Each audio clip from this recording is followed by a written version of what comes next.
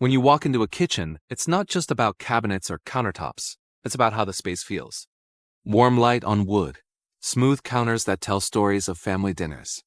The hum of a place that finally feels like home. But here's the truth, kitchens don't just happen. You build them. Piece by piece. Screw by screw.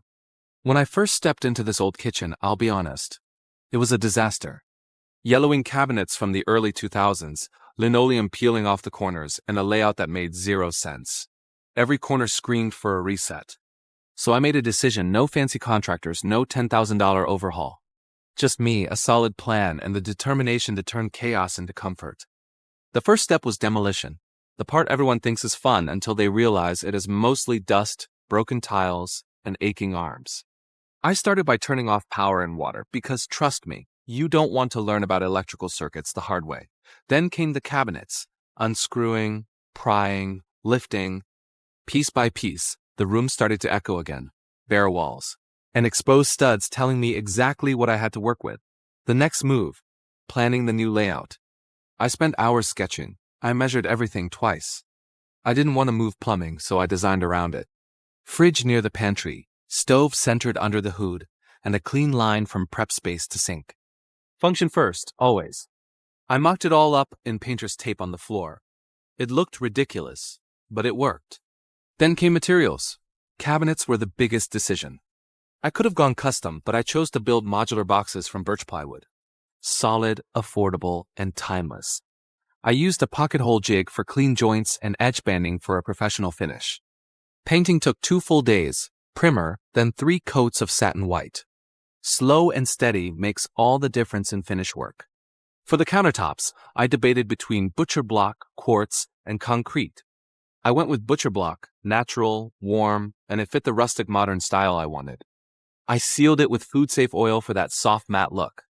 Every time the light hits it, it just feels right. Flooring was another battle. The old vinyl had to go. I pulled it up, leveled the subfloor, and laid down waterproof laminate that looked like real oak. The trick was staggering seams randomly. It makes the floor look more natural and hides imperfections. When I stepped back after locking the final piece, it already looked like a new room. Then came lighting, the unsung hero of every remodel.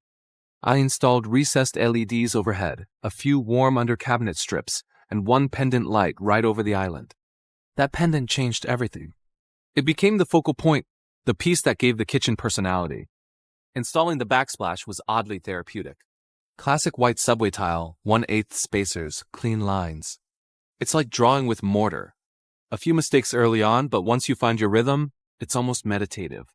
When the grout set and I wiped that last haze off, it gleamed. Appliances were next. I reused what I could to save cost.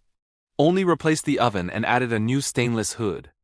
I reconnected plumbing, reinstalled the sink, and tested everything twice. Leaks? None. Short circuits? 0. But what really ties it all together is the details. Handles, trims, open shelving on one wall with live edge wood, a few plants, and a soft rug under the sink. The kitchen stopped being a project at that point. It became a space that breathed again. Now let's talk numbers, because every DIY project comes down to reality. Cabinets and plywood, about $600. Countertops, $350. Flooring, $400. Paint, lights, and tiles together, around $500. Looking back, the hardest part wasn't the work. It was staying disciplined through the mess.